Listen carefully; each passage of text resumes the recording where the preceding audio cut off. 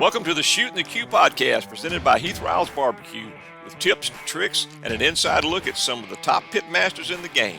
Now here's your host, Heath Riles. Welcome back to Shootin The Que. Today I'm joined by my lovely wife, Candace, and a good special guest, Mr. Stafford Shurden. How are you today? Doing good, man. And I probably pronounced your last name all wrong. It's close enough. A little wrong. It's close enough. It's close enough. Hey, I've been called way worse. You've been called way worse. I have sure. too. I have too. Well, tell everybody a little bit about yourself and kind of how you got started in this crazy online world. Well, I'm a farmer from Drew, Mississippi. Grew up on a cotton farm and got real stupid about 20 years ago and decided I want to be in the restaurant business too. Two hardest jobs around. And then I ran for justice court judge and was judged about 14 years. And after that, I said, what's a way that we could use social? Because I'd used it really well running for judge. I mean, social just became a big part of it. I owned a steakhouse for a little while. We used it really well with the steakhouse. And I said, I think there's a way I can use social media as a funnel for the restaurant. And initially, I was just going to review fried chicken because we do fried chicken every day. We were pretty good at it. And so we kind of going to do this tongue-in-cheek fried chicken review. And it was all gas stations except Gus's, our little list that we made. And I'm like, why don't I just review gas station food? And then in a moment of, I say it's a moment of hubris as well as kind of serendipity, my daughter and I were driving into NOLA, my littlest girl, and she said, Daddy, I've never had any fried chicken livers. And I'm like, I have failed as a Mississippi Delta parent on this one. How could she have never had chicken livers? And so we went by double quicking into NOLA. And I said, why don't we just film it while we're here? I've been thinking about doing this. So no mic, nothing, just cell phone, drop the tailgate. And that was the serendipity part. And just said, just point the camera at me and let me talk about these chicken livers. And I had all my friends call me, man, what in the world are you doing? And then 10 or 15,000 views later, people were like, all right, maybe there's something to this. And then it just kind of snowballed. So chicken livers was the beginning of it. The first review, chicken livers and fried chicken at Double Quick and in NOLA. And I looked like a homeless person in that video. Like, I didn't know that many people were going to be seeing it, I look like a homeless person in a lot of them. I don't much care. Well, you sound like me. I don't either. I wear hoodies, and I might throw on a T-shirt, and I might throw on a button-down. It just depends on what day of the week it is for me. I wear a Shurden Farms T-shirt most of the time. I wear something Heath Riles Barbecue most of the time. So I think we're going to represent, man. You got to represent your own brand. I mean, it's just part of it. So going from a justice court judge and a restaurant and now doing kind of these viral tailgate reviews, I've got to go back just to one. As a restaurant, what did y'all identify as? Was y'all a steakhouse, a burgers? What? So I didn't know anything about the restaurant business. Like, I'm one of those guys that everybody in the restaurant business hates that just wakes up one day and says, I'm going to open a restaurant. That was me 20 years ago this year. And actually, it's a little further back than that because we bought a dilapidated building in downtown Drew. Really, it was me. I just looked around and said, we have no place to eat in Drew. Except there was a little place on the highway called the Rebel Roost, but nowhere downtown. And the gas stations all fried chicken, the Rebel Roost fried chicken. So we said, we're just going to be a sandwich place. And we actually started out as half sandwich place, half gift shop. So my wife had a gift shop in there. It was called Main Street Deli and Gifts. And one by one, I looked up and we were kind of the only people left. And we started frying. I brought you those fried ribs. We started frying ribs. I had a lady working there that was like, she was like, I know how to fry these fried ribs. I know you like them. Let's do them one day. And so little by little, that meat and three just took the menu over. And then about 3 years ago, I just completely rewrote, just right after COVID, just completely rewrote the menu and did away with all the original sandwiches but one and added a hamburger, a shrimp po' boy, and then every day we do a blue plate. So it just kind of became like 5 items, really. And we just said, we're just going to be the absolute best we can be at this. And some of that was because I've been reviewing gas station food. And you knew what you liked or what people was buying all the time? I was looking at stuff that they did. I mean, I ate some great shrimp po' boys at gas stations, dude, all down in South Louisiana, South I-10 in Mississippi. There's some places in Mississippi there's something else on this seafood. I mean, there really is. I mean, it's almost like a hidden jewel, some of these gas stations you go in. 100%. So before I get in the gas stations, though, I got to ask, what was the one sandwich you kept on the menu? It's so stupid because when you hear the ingredients of it, you go, well, that would be pretty good. But the number one seller for 20 years on our menu has been this thing. We call it the Promised Land croissant, which is a plantation outside, a farm outside of Drew called Promised Land. It used to be a big sign that said Promised Land Plantation. And originally, all our sandwiches were named for farms or Dockery. We had the Dockery Club and things like that. So the Promised Land is a croissant with ham, turkey, cheddar, bacon, and this sauce that they call wine and cheese sauce. And it used to be made by a company in Memphis. They quit making sauces altogether, so we make our own version now. And, I mean, I've sold hundreds of thousands of that sandwich over the years, and people will still come in and get one and go, that's the best sandwich I've ever had. And it's the simple, and it's just toasted. I mean, it's like the simplest thing in the world. And I probably hadn't eaten one in 5 years, but because I've eaten a bunch. You know what I mean? I know what you mean. You eat that stuff and you're like, I still know it's good, but I hadn't eaten it in a long time. But that sandwich, I think if I had just taken it off the menu, people would have burned my place down. So I left it. It's the only deli sandwich we have. What's crazy is we got nominated this year for best deli in Mississippi. They're doing that election right now. And I was like, there's a gas station in Columbus called United Deli. And I told people, don't vote for me for best deli. We are not the best deli in Mississippi, but United Deli might be. It's in a gas station, Well, I mean, that just honestly says something about your character right there, even though you're nominated on the list saying you're not deserving of it to go to somebody else because truly you don't have a one deli sandwich on the menu. I really don't. I mean, we're not a deli. Because it's actually, the name of the business is Stafford's Market and Deli, but we really have kind of cut all that. Of course, deli in the Delta, you go to the deli counter grocery store, you're not getting. I mean, that's plate lunch, right? That's the deli counter's a plate lunch. So in the Delta, it does mean something different. That's right. But yeah, we're not a delicatessen in the way that you might be in New York or something. That's right. a whole. Yeah, they wouldn't. It's not Kate's. No, not cakes. So talking about your meat and three every day, do you rotate that? And what is the most popular item that you cook on your meat and three? Oh, fried chicken for sure. We're also nominated best fried chicken in Mississippi. It's hard to say. I've eaten a lot of fried chicken. It's hard to say what the best is. There's some good fried chicken in Mississippi, but we're definitely in the mix. But, yeah, we sell more fried chicken than anything else, for sure. We're talking about the fried rib. We do that on Thursdays most of the time, but that will rotate on and off the menu. So we're going to have fried chicken every day. We're going to have red beans and rice on Monday. I mean, there's a lot of New Orleans influence in the Delta. Yeah. So we're going to have that red beans and rice. We're going to have, on Fridays, fish and spaghetti. There you go. I don't know if you know about the whole spaghetti thing. Did you do black-eyed peas and coleslaw? So we do baked beans and coleslaw. Baked beans, coleslaw, and homemade hush puppies.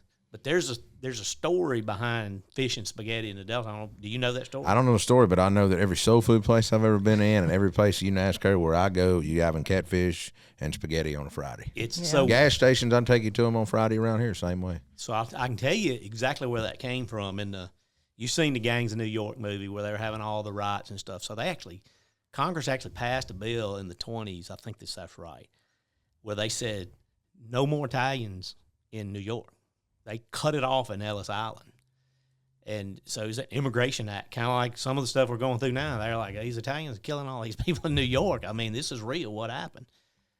And so they started coming into New Orleans. And if you look about 100 years ago, you start having all these Italian restaurants pop up in New Orleans. You got the Muffalata in New Orleans.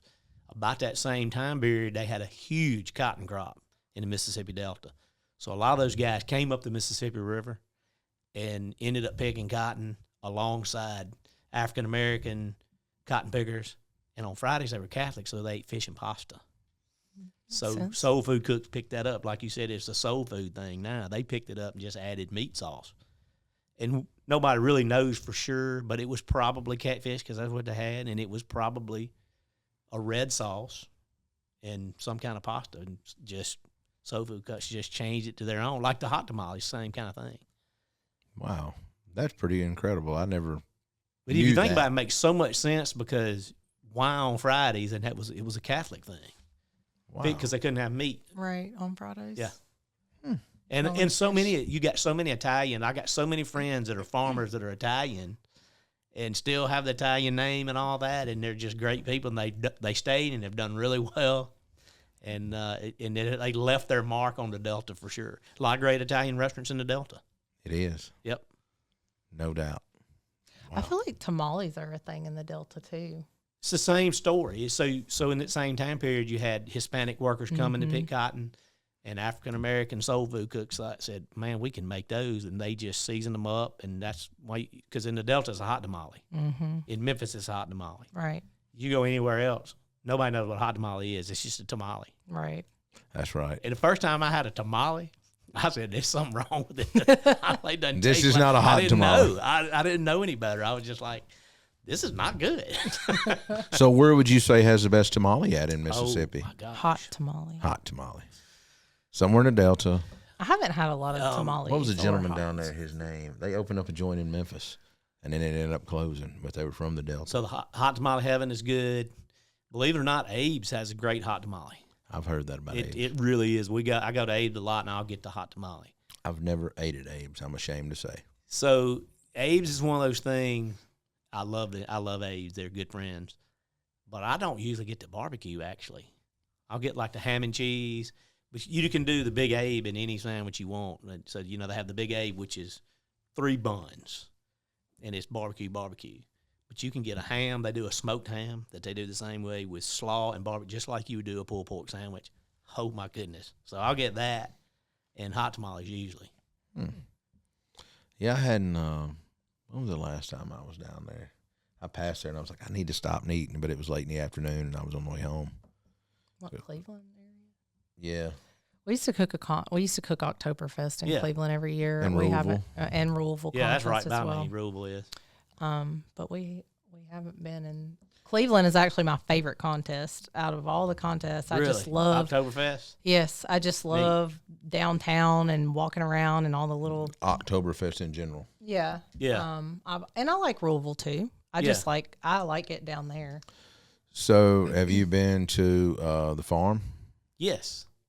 So we know Dennis real well. So here's the thing. That's my old steakhouse. Really? So Dennis and I know each other very well. Really? I got in the steakhouse business and I was like, what have I gotten myself into? The night crew of the restaurant business is a whole different deal. Yes. And I wasn't making any money at it. I was farming about 3,500 acres. I was city judge. I was municipal judge for Louisville. I was justice court judge for Sunflower County. I had the restaurant in Drew. I had the restaurant in Louisville. And truthfully, I wasn't doing any of it just real good at that point. I spread way too thin. And so I ended up selling my equipment to the owner of the building. And I said, look, this is the best, I'll sell it to you really reasonable, and then you can lease it to somebody. Dennis came in about a year later, and the owner called me and said, what do you think about Dennis? I said, man, Dennis will be perfect, and he has done a great job. He has. He really has. No, they've been there a while now. How many years? 4, 5, 6 years now. Oh, wow. So you say you were a judge in Louisville. I'm going to have to ask this. Yeah. When was the last time you were a judge in Louisville? Oh, it's been a while. I quit. I let that go probably 2015, 2014, somewhere in there. Did you ever take a case on a gentleman that stole some ribs You can't out of a cooler? Did you ever hear about that? I don't think so. So I was cooking in Louisville one year, and ribs got a stolen. local drunk down there stole my ribs. I was supposed to get up and cook the next morning. Out of the cooler. Out of the cooler. And everybody knew who he outside was. of Like my all the trailer. locals were like, I guess saw it. They pulled him up on camera, on a wherever, and the locals knew who he was. And the police chief had him within. He didn't have my ribs because he had sold them to somebody else for money. But he was on the This is a couch true asleep in story. an apartment when they kicked in the door and took him to jail, like at 9 a.m. Maybe I did. I just don't remember it. Did you go to court? I didn't have to. They told me not to worry about it. The family ended up paying me like $500 restitution. But the whole deal about it was other people give me meat. I was in a points chase at the time. Yeah. And I was leading. And so for me to get my meat stolen, I woke up the next morning. I'm like, what am I supposed to do? Right. Yeah. And at first I thought it was a mean joke somebody played on me. right? Because that's how my sick friends do. And You thought Dennis did it? yeah, I mean, I don't know if it was Dennis. So but me and Dennis have it an sounds like argument something going like back that. and forth all the time. So I wouldn't have put it past him. Yeah. He would have done something like that. And so it was a joke at first, and then we Or rewound Smiley. the Smiley camera. would have done it, Oh, not Dennis. for sure. I don't know. That's more of a Dennis thing instead of Smiley You think? because of her. Yeah. Smiley was Oh, probably because- yeah, running there you around go. naked. I mean, we're talking about Smiley here. He's still asleep that too early in the morning. That's That's that is true. a fact. Or just going to So bed. I'll tell you a good one that kind of is the same kind of story. But I had a case one time, and they were like, the guy stole catfish out of the grocery store in Louisville. And they went to the guy's house, and I said, "Did you find the fish?" And he said, "No, but we could smell that they'd been cooking fish when we opened the door." That was their evidence. It was It gone. smelled like fried fish. It smelled like fried fish. He was already done. Yeah, They ate it. What do fried y'all it. need? It was gone when they got there. Plate full, sink full of dishes. Yeah. The grease is still Oh, I hot. got some good ones from Louisville, man. Louisville's something else. That was I'm gonna tell you that morning was it was Forgot about a that. challenge. it was a really strange morning. I mean, you can imagine waking up at 5 a.m. and your meat being gone out of the coolers. I mean, Well, I mean, it's not normal. Like at a normal contest, you just leave your coolers outside, and nobody ever. You don't Messes really with think that anybody's gonna mess with it. Were you you the know? only one that got? Yes.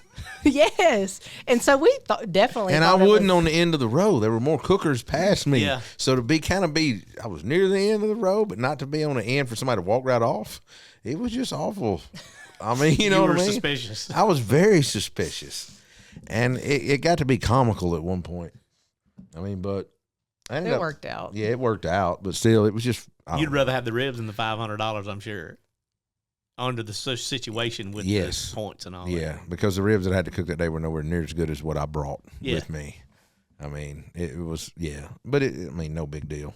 But I forgot about that. that was a good one back then. I forgot about that being stolen. No, but you talking about Dennis. Dennis has done a great job with the farm. It's a beautiful space. it really is. Stacy Davis designed all that.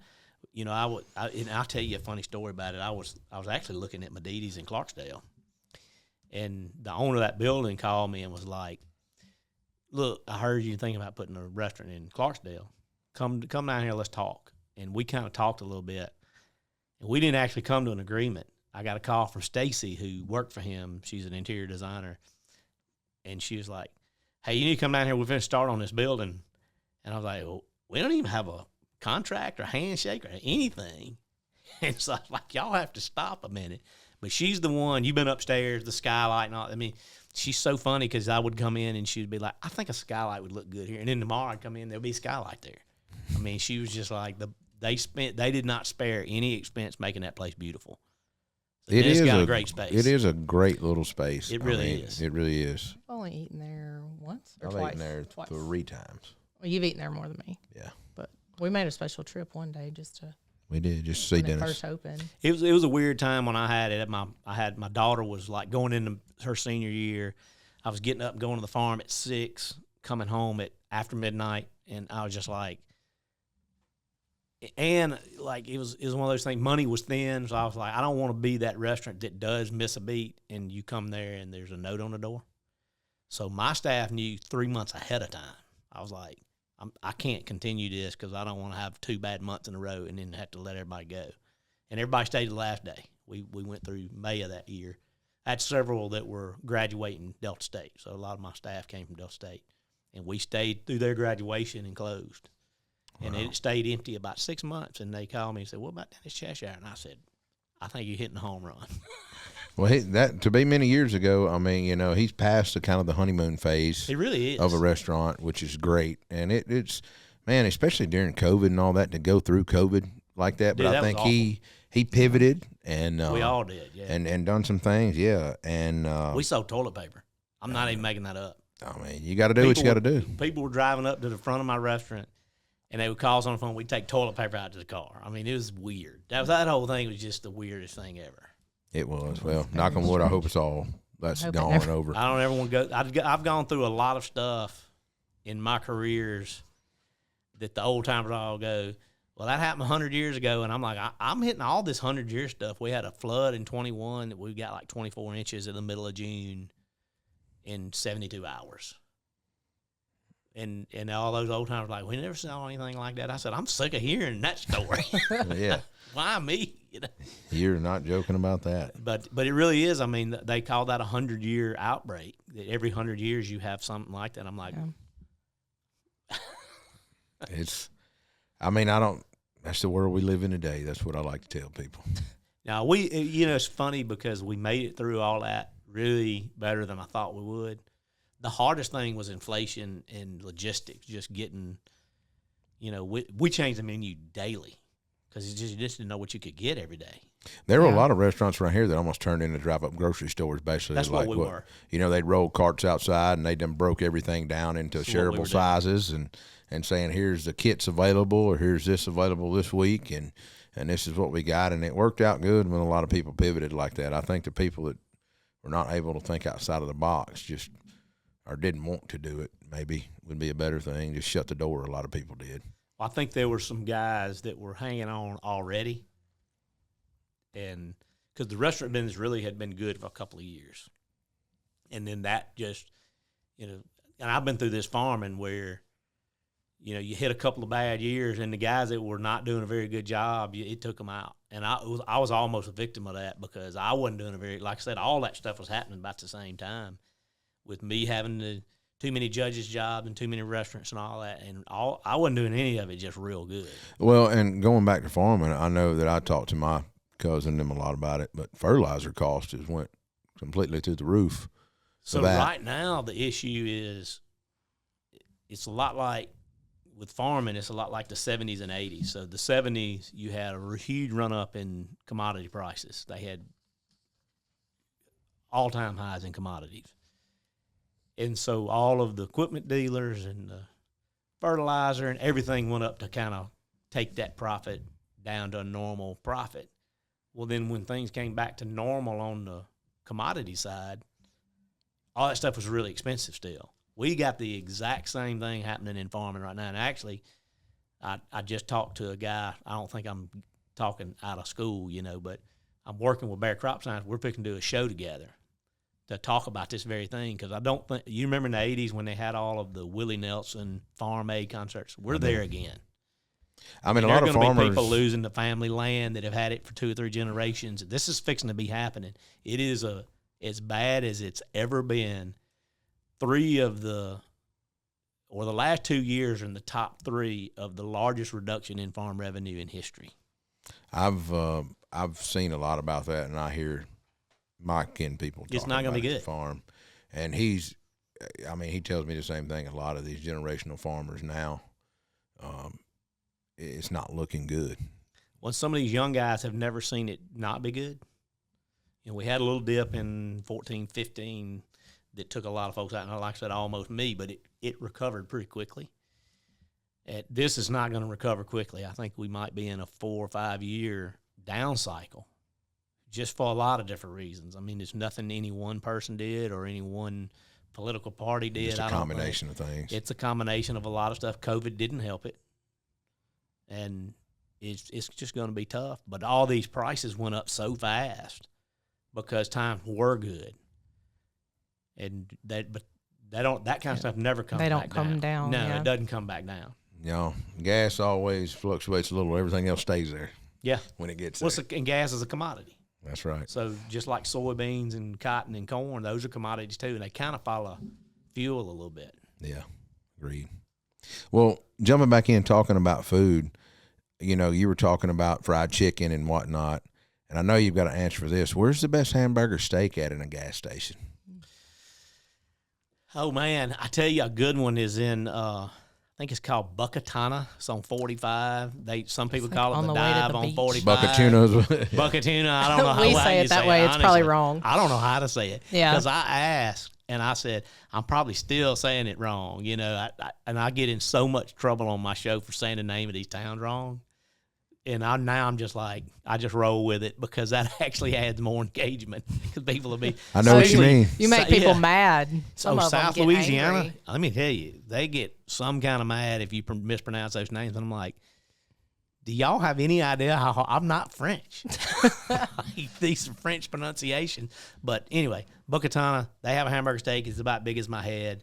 The funny story of that review is everybody was like, you got to go down to Buckatown and get this hamburger steak, is exactly what I went for. And I'm out there reviewing it, and I can't see, but coming over my shoulder, there's a guy with a white button-up shirt, and he's picking up garbage. And then I kind of see him come around the corner of my eye, and I'm thinking, that's got to be the owner, because nobody with khaki pants and white button-up shirts picking up garbage in the parking lot. So he was trying to figure out what in the world I was doing, you know. And then I get to looking at him, and we knew each other. He'd been duck hunting in Drew before, and he owned some land in Drew, and duck hunts there. So it was just like, it was a great moment on camera because it shows how Mississippi's really just one big small town. I mean, I'm 3+ hours from home, and the guy that I'm reviewing his gas station, I knew and didn't even know he owned the place, you know. But it was a really good hamburger steak. That's funny because we pass through there every year going to the dive beach. on 45. It's got another name too, but I can't. You know, it says dive on 45 right on. But they own a bunch of gas stations, and he told me most of them are like a Shell or a Chevron or whatever. And he's like, "This is our station. The bathrooms are super." He said, "I wish I could take you in the women's bathroom because we take a lot of pride in how nice the women's bathroom is." And he said, my family and my partner family eat every meal out of here, so we're going to make sure the food is good. And it is. Wow. Yeah. I would have never guessed that. Just a little small town. You just barely pass through, and then it's gone. Had to remember that. That's probably a lot better. I guess we'll be than stopping passing there on now. and getting something somewhere else at one of those fast food yucky places. Right, exactly. I mean, because I just can't stand some of the fast food places. I'm just not into it. Me either. I mean, but the gas station food's a lot different, especially in the South, because, I mean, we were, the other day we left to go check on a project we had going on, and we stopped, and I said, hey, that gas station's got good spaghetti. Well, they didn't have spaghetti that day. But what did we end up having? You had meatloaf, and I think I had hamburger steak and everything else. No, but you had a bacon-wrapped something. It was a weird. bacon-wrapped hamburger steak. Oh, was it a hamburger? I thought Yes, it was a bacon-wrapped hamburger steak. They went all out. Yeah. They went all out. They went all out. But it was good. It was good. So you sometimes just travel to, if somebody tells you should try something, you just go there for that reason. It's not necessarily like you're on your way somewhere else. Sometimes you'll just some of both. pack up and go there because that's what somebody said you needed to try. I'll pick up. Sometimes I'll pick a town out, and social media is so good because now that I got a good many people following what we're doing, I can say, hey, I'm going. And today I said I'm going to be up in North Mississippi. What about Hernando? What's good in Hernando? And 2 or 3 people said to stop at, I forget the name of it now, Times Square Market. And I stopped, and it was good. And but I've never known it was there without that. That's right there about across from the courthouse, right? Yes, exactly where it is. I know what you're talking about. I've never eaten there. Pretty but I know good, what you're talking pretty about. decent. And but yeah, so that's the way. So I do try to line it up with other stuff. I was in Nashville doing some meetings in Nashville, and I ended up going to Franklin. And there's a bunch of 100-year-old stores there with gas pumps. The Davis General Store's one. Really? It's pretty cool. They got a sandwich with like 10 slices of bacon on it. Oh, wow. Like a BLT. They put mustard on the BLT. It's good, though. Yeah, I didn't see that coming. It was really good. I mean, 10 slices of bacon. I'm not going to say it was bad. You know? Oh, most of the time with bacon, nothing's bad. But there's several stores there that are 100 years old and have gas pumps. And there's Huff's, which I tried to film at Huff's, and it was so hot. It was so hot that day. And I got home, and my camera had messed all up, which, I try to have backups on audio and cameras, but it doesn't always work out. Yeah, that's kind of hard sometimes. But, so to answer your question, I do make special trips sometimes. Yeah. My daughter and I, this is several years ago, she loved to dive. She's a big, she's certified rescue diver and all this stuff, my oldest. And I said, let's drive to Key West, and we'll just hit gas stations all the way down and then dive and then just turn around and drive on. Yeah. And then we did that. Wow. So we went all the way to Key West. That's a long drive, too. 1,100 miles from my house. Yeah. So we go all the way to Key West. We dive. We're leaving Key West, and we hit this place. It's about like Double Quick. It's called Dion's Quick Chick.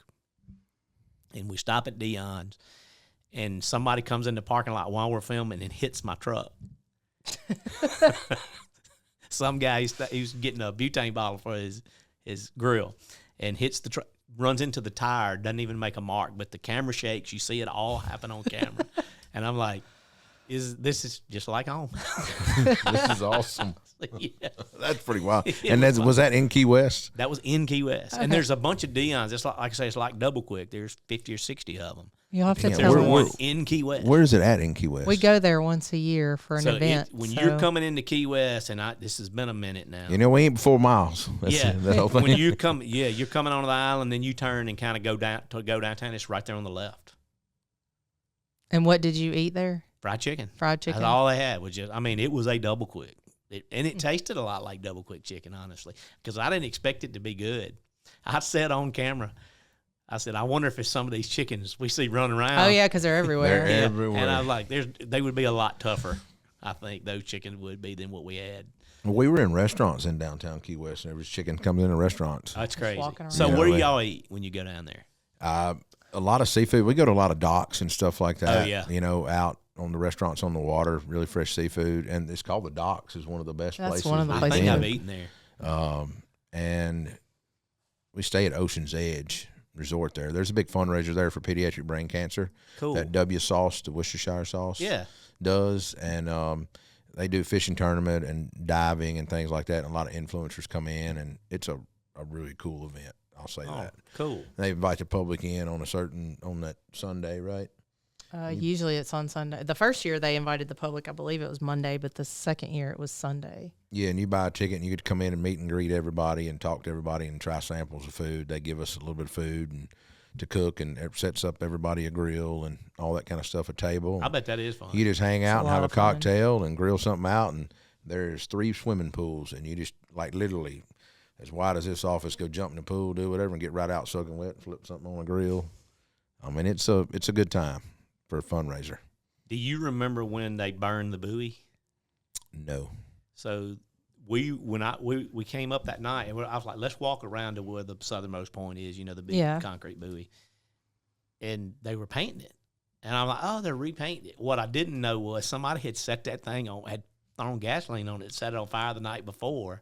Hold up. I And do the remember way that. they got caught, they had a little bit of a picture of them on a security camera. And one of the bartenders in one of the bars said, that's that guy that didn't tip.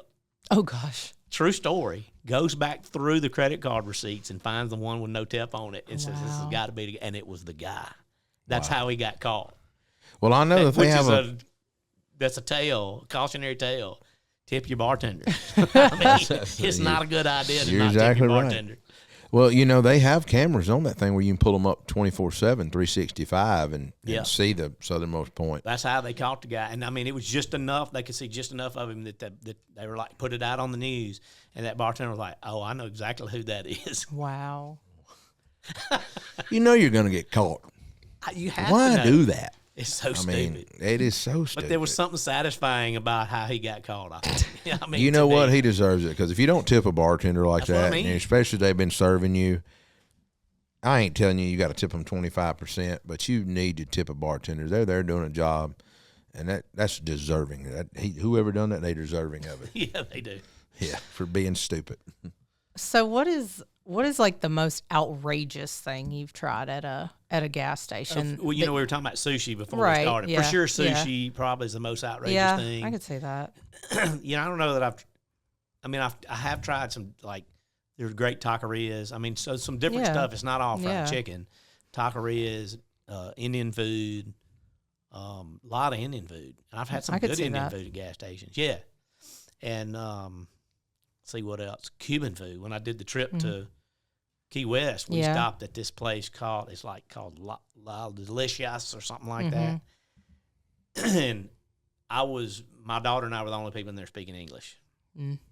I didn't even know when they called my order up. And I cannot tell you what I got, but it was really good. Some kind of sandwich. I was like, this is kind of amazing, you know. But nothing really weird that I can think of. But probably the riskiest thing would be sushi. There is a place in Alabama called like Bio Sushi or something, which is so sketchy sounding. Like there's no, I don't want to fish out of the bio, but it's really good. And it was actually on an episode of True South here recently. Really What good part sushi. of Alabama was it in? I hate that you put me on the spot like that because now I can't think of it. That's okay. Jasper. Oh, That's what it was. okay. I know where that is. Yeah. past there to get to Birmingham. Yep. Jasper, Alabama. Yeah, off 22. Where the booby traps at? Yeah. Used to Better be not anyway. speed. Yeah, You know it used that? to be. Yeah. There was a bar called the Booby Trap there on Old 78 way. I back then. want to Used say to, you that get caught for the speeding, bar's too. still there, and it still says booby trap on it. Yeah. Probably. I mean, I ain't been on Old 78 in a while right there. I was but- I was tooling around over there looking for a gas station. I want to say I passed that because I was like, that's a great name. It was on the left But side it of the road. used to be like a speeding trap there, too. Yeah, the cops would sit in the parking lot when you went down that long hill and you were speeding, they would get you. Yeah. Yes. That's That's different what kind of I was trap. referring to Yeah. as a booby trap, not the actual booby trap, but whatever. It was that kind too. Yeah. But we went to the Full Moon Barbecue off the Jasper exit right there. We did, Hung a to left try instead it. of a right to go back toward that. What made me think of it. And that Full Moon Barbecue is a really good place. They do all their sides homemade and everything like that. And it's a sit down restaurant, not a gas station. But it's a really good place. I've had a hard time talking, and you're the barbecue guy, finding good gas station barbecue. There's a little bit. Where's the best you've had so far? Man, I hadn't had any gas station barbecue that I would just go, oh, man, you got to go here. But there's a place in Crockett, Texas that was pretty good. So you're right outside of Louisiana, so it's more like what we do. Cajun influence, maybe a little bit. A little bit. So, but it's got a little bit like they have the armadillo eggs and stuff like that, but it's more pork than beef is what I mean. Okay. But I went all over Texas looking for Texas barbecue in a gas station and just really, I mean, I ran in a few and it just wasn't good. Yeah. It's Like what you know Texas what you can get do. at like a restaurant. Like You a gotta- real beef. You got to do more, I think, true restaurants in Texas for that. You really do. I haven't So really far. seen any gas station. Yeah, I'm like you. It might be some out there, and we plan on hitting some places. We've got to drive to San Antonio coming up. Well, I just did a podcast yesterday with a guy from San Antonio, and I was like, hey, I'm asking your audience because I want to go back, and make that drive. And so there's a Rudy's is a place down there I hadn't done. It's supposed to I be hear pretty Rudy's good. is good, is what Yep, they say, but that's what I've heard. we've had several good places that way. And I have been to Black's a few times, and I went once and thought it was the best I've ever had, and I went a second time and thought, I don't know. And then what else was it? Kreitz Market was really good. I want to go to Sacred Ground in Pocahontas now. Have you heard about that? Mm-mm. So the same guy that's got Walker's Drive-In in Jackson, Derek Emerson is his name, chef down there, just opened a beef barbecue place in Pocahontas, Mississippi. So if you're going down 49, that's where you go around the Indian Mound. Mm-hmm. And everybody that goes there, and I talked to several chefs that went, says it's the best barbecue in the state of Mississippi. And it's all beef. They built it looks like Franklin in the back. They built their pits. He sent somebody to school in Texas. I don't know where. But if I had to guess, Franklin does a school Yeah. for pitmasters and all that. And everybody goes there says it's as good a beef barbecue as what Texas puts out. I've not tried it. They sell out every night at like 6 o'clock. Oh, wow. Hayes County was one of the ones we liked in Yeah, Texas. Hayes County was good, but it's closed now. There's a place on the coast doing beef too. This salt and pepper oak that a lot of people say is good. I've not tried it yet, but I'm going to try the place on 49. I mean- me too. Like every time I go through, it's like a little after 6, and they're always sold out. They've only been open a couple months. I mean, we've been to you've been to more places in Texas than I have, but still, I feel like two of my favorite barbecue is not Texas. I'm always going to go back to Little Miss Barbecue, which is actually in Arizona. And it's like, It's Texas inspired, though. yeah, but it's different. It is. He smokes pecan pies. Oh, Miniature like pecan mini pies. pecan pies. what a like you great could buy- idea! you Like, know, They're like, you delicious. see stuff like that and go, "Why didn't I think of that?" They're delicious. And Well, I don't on a- even like On a pecan pellet pie grill normally. in a restaurant, he does the FEC 100s, and I'm sure you know what that is, right? The little cook shacks. Oh, like okay. You see that most gas stations have to cook Yeah. barbecue on or whatever, Yeah, the yeah. pellet fed or the disc, and that they're using the little bitty pie crust, the individual ones, and doing chopped pecans and pouring them in there like that and baking them So off. good. And we do pecan pies, whole ones Such on a our great idea. pellet They're grill. delicious. And you don't have to cover the crust. I never even thought about that, dude. Hint of smoke. We do regular pecan pies, but my smoked pecan pie is still not as good as Yeah. that one from there. It's good. And I'm not even a pecan pie person. Honestly. I judged a pecan pie contest once. Oh, really? Yeah, Indianola had one. So they I had could see traditional, that. and then they had non-traditional. So the non-traditional was like The bourbon and chocolate and all that pecan, stuff. or yeah. Yeah. And some of those are good, but it's hard to beat a really good pecan pie. Honestly, That's done right. the winner of the pecan pie won the whole thing. You know what I mean? They didn't do an overall, but it was not even close. Yeah. But the year I did it, the same person that had that one also had the non-traditional. So they won both of them. But evidently they knew what they were doing, I guess. I mean, So have you got to judge a lot of stuff, or is that one of the few things you've kind of done? Very little I did that. I did, now we have a duck gumbo contest in Drew that we put on. Yeah. The restaurant puts on. So, but I don't judge it. I'm in there, and it's very, like, there's no scorecard. It's usually about 10 teams is all it is, and I'm just like, hey, man, y'all just narrow it down to, like, the 2 best and then pick a winner. And they'll sit there, 2 or 3 judges just back and forth. I mean, with 10, you don't really need tables, different tables like you do barbecue. But so that's been fun. I'll be in there when they do it because I usually end up with a couple chefs or somebody like you know. And it's fun to watch them back and forth, what's good about it. And I've learned a lot just listening to those guys judge. And that's been fun. I did a wing contest in Laurel. That was fun. Yeah. there is have you heard of the big gumbo contest and all that over at Stuttgart they do every year? Oh, yeah. So what we do is very much based on that. Okay. So our duck calling portion of it is a preliminary for them. The first year, we weren't a preliminary. Mississippi had one. And then after the first year we did ours, we drew more contestants than they did for the preliminaries. So they called us and said, hey, we won't come to Drew. And then it got to be like as upset as people get on barbecue. Let me just tell you, the duck calling deal. You ain't telling me nothing I don't know. I've hunted It's a lot. something else. They get some kind of like really upset about it. So several of us that were doing all this were like, I don't even like duck hunting that much anymore. So we quit doing it for several years. And then I came back and I said, well, the restaurant's just going to do just the gumbo because that was the most fun to me. And it's just bragging rights. There's no prize money. You get a trophy. We do these little gumbo pot trophies, And so it's just a trophy bragging right thing. And it's a lot of fun. Nobody takes it that seriously. And then they came back again and they said, hey, can we bring the duck calling thing? So the last 2 years we've done the duck calling too. And it's just not my thing. It's cool. Those guys are really serious about it though. Some of them are really serious. We have some friends that compete. I mean, I've been fortunate enough to hunt with him several times. He guides from Canada down, and he's good.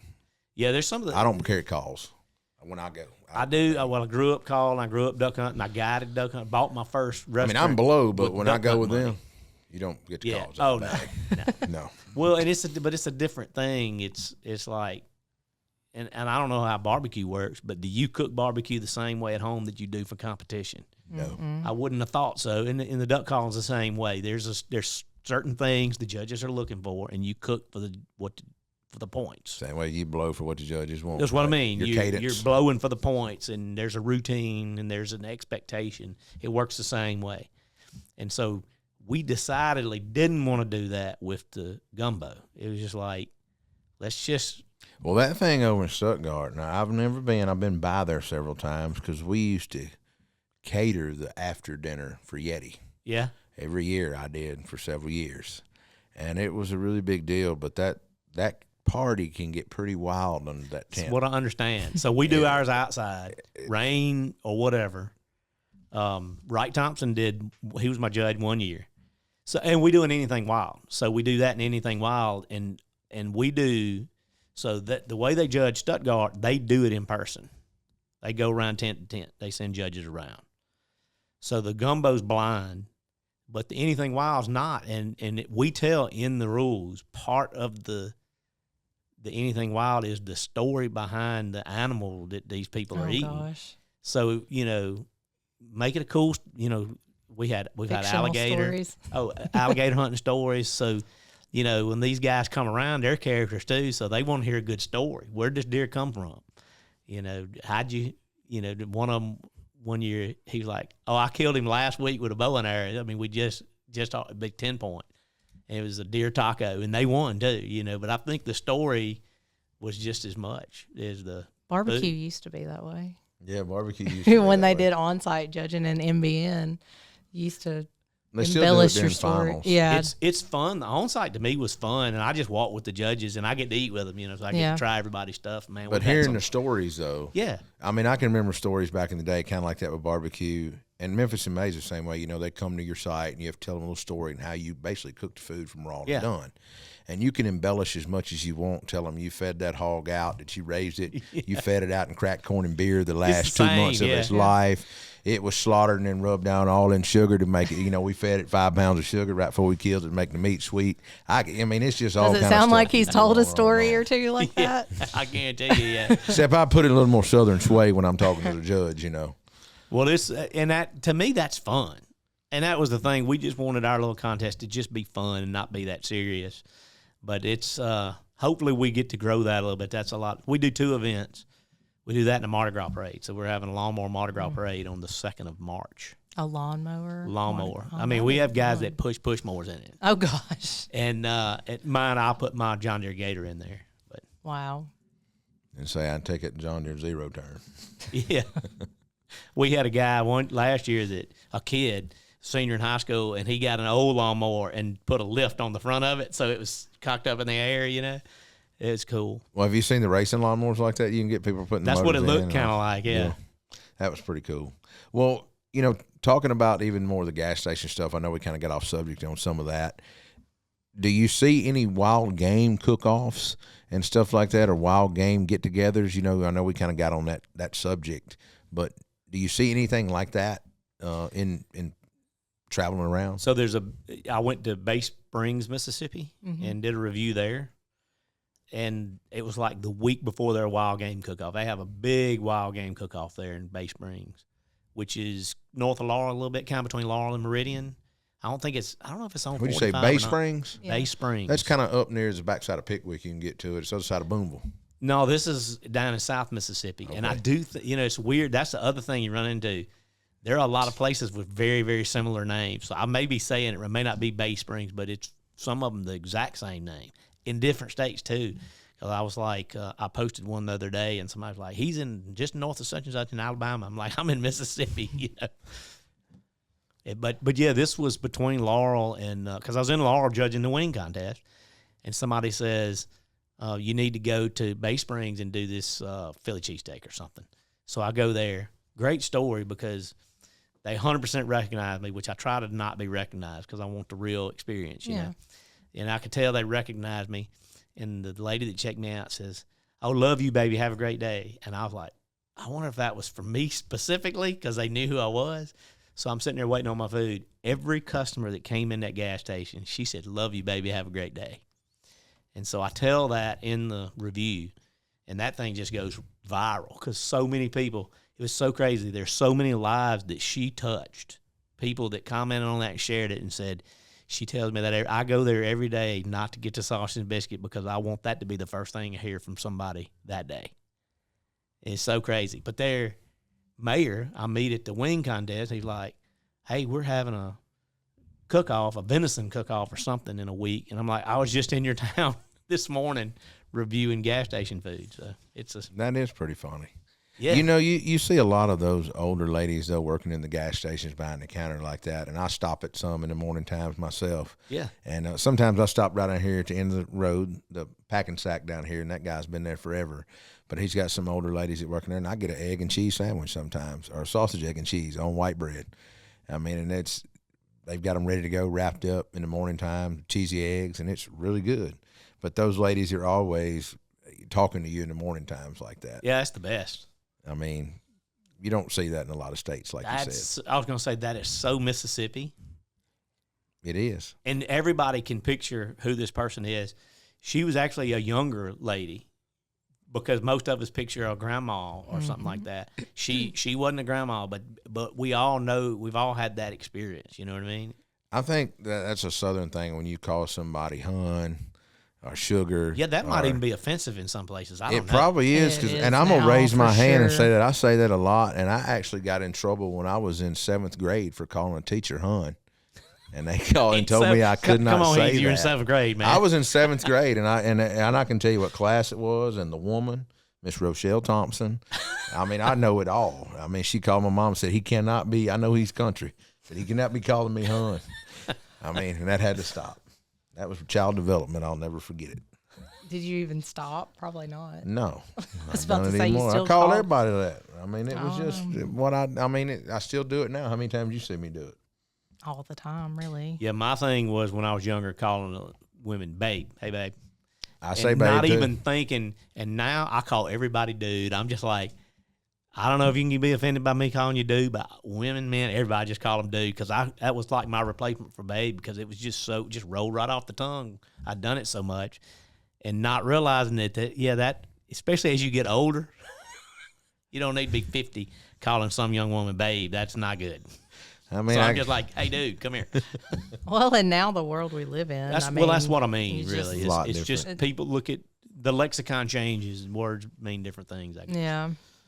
So a lot of your content, you never really badmouth anybody, and I'm kind of the same way. I don't believe in. I may say I didn't like it as much or something like that, but you're not going to bash something publicly. Is there a reason why you do that? So that's not how I started doing it.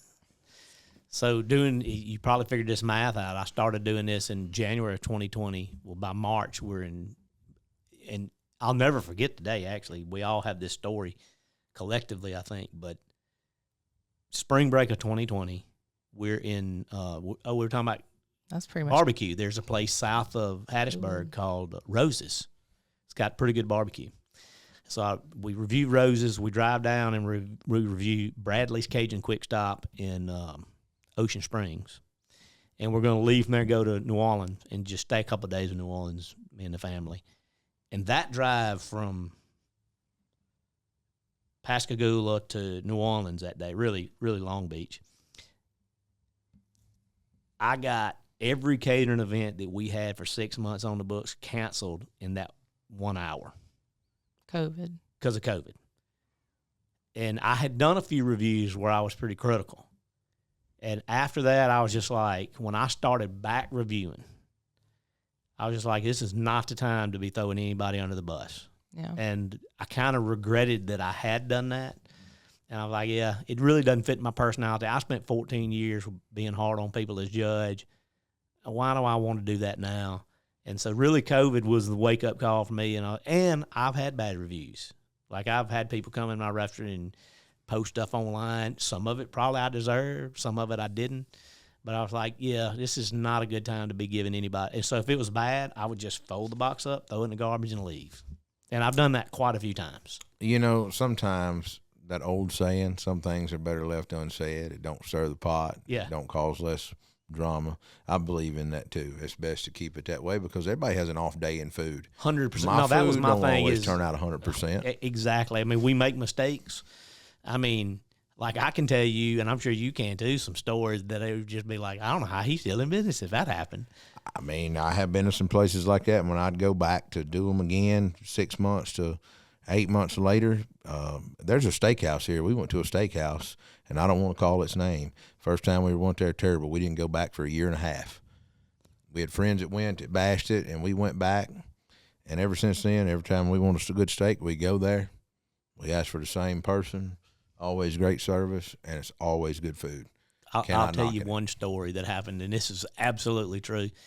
But when we were the deli, we had this big deli counter with all of our meat and everything in it, and half of it was protein, the other half was all our vegetables and everything. And the cooler goes out on us one day.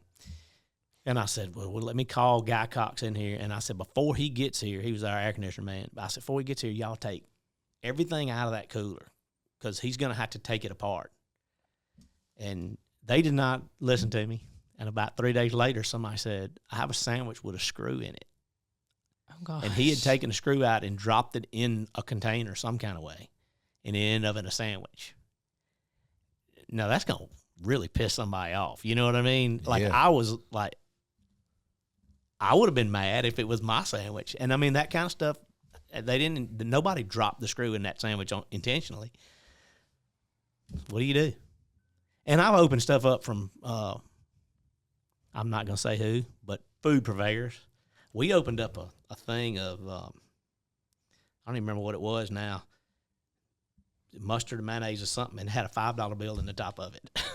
Just in the That's juice. random. Wow. That is $5 random. bill.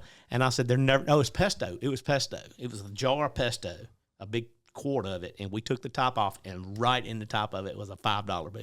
If it had been a $2 bill, I'd say that I might would have had something to do with it if I was working at that plant. But I don't do fives. I do twos. I'm not going to put any in a jar. I mean, obviously that was not intentional. Right. We have opened up romaine lettuce that was clean and cut, and it'd be money in that. No, it was a Dixie cup, little paper Dixie cup in the romaine lettuce.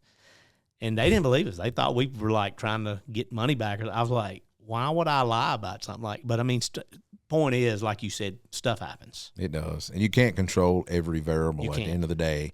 And that's, I mean, I don't want to say eat somebody's lunch over that, because it's not worth it at the end of the day. It's not. I mean, I don't like the drama and the stuff online. I just want to. Well, as far as content goes, it does the negative content absolutely does better.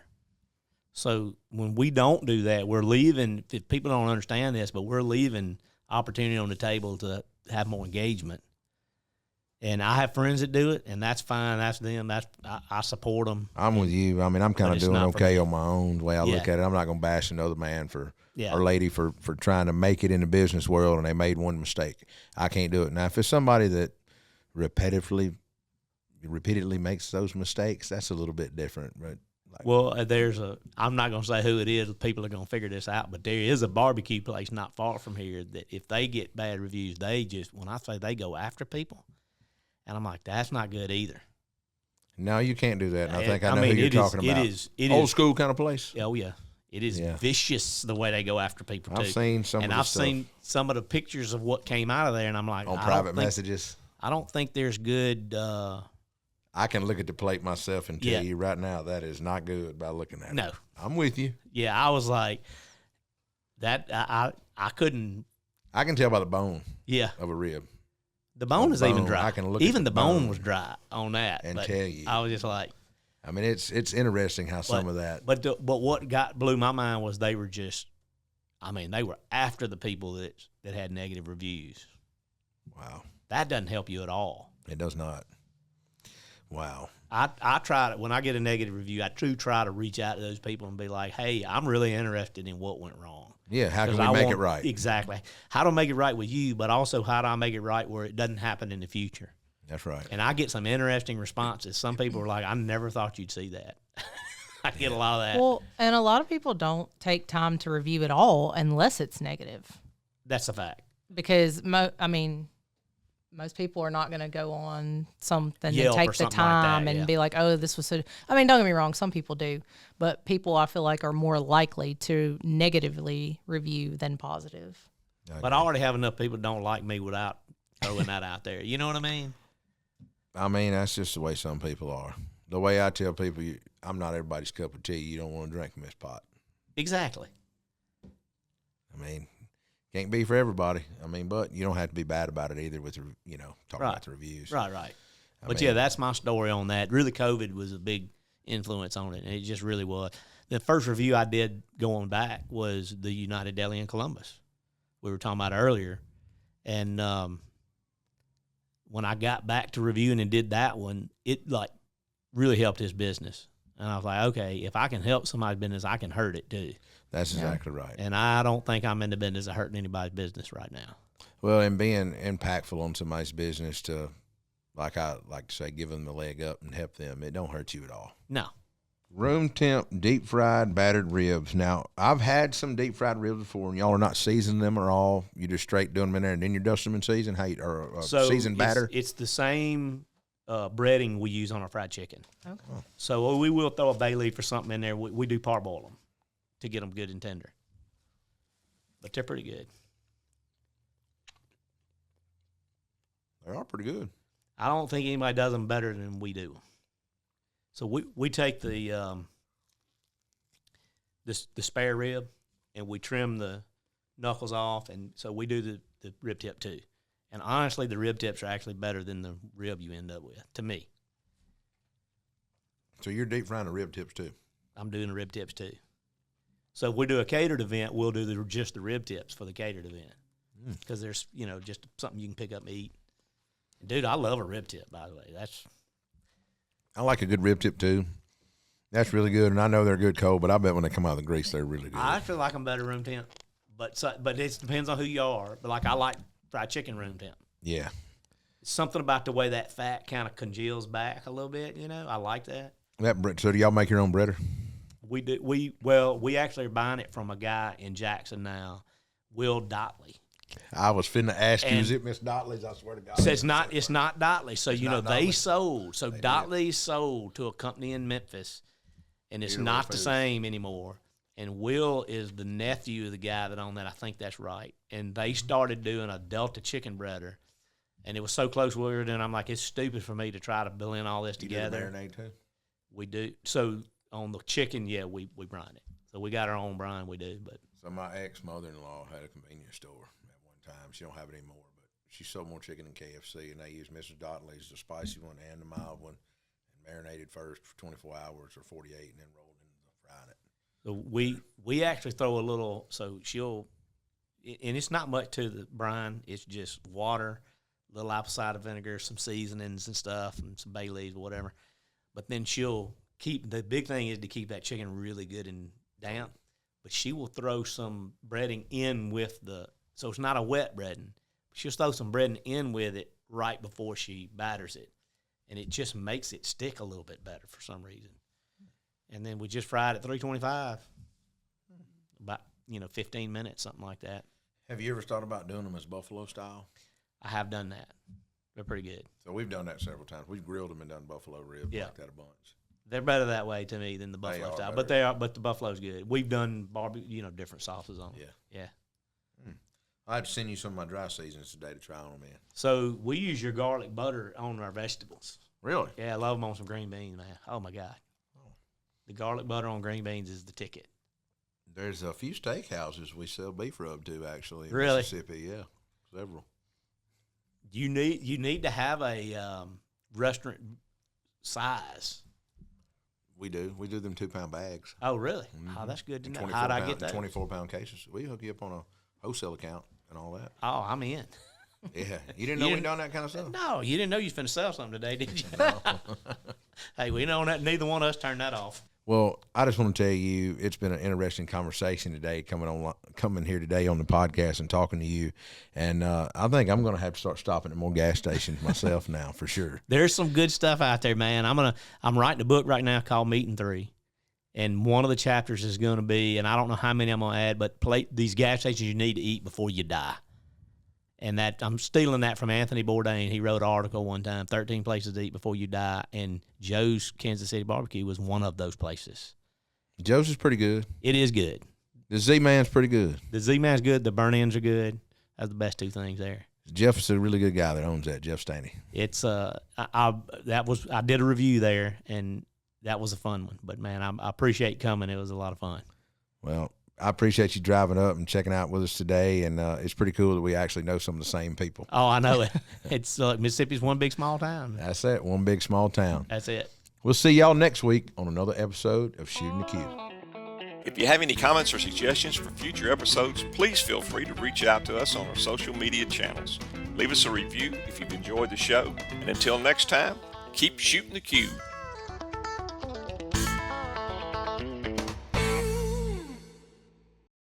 Welcome back to Shootin The Que. Today, of course, I'm joined by my lovely wife, Candace, and a special guest, Mr. It's a mouthful, man. You won't be the first person to mess it up. He messes everybody's I mess name everybody's name up. It's like It doesn't normal. bother me a bit.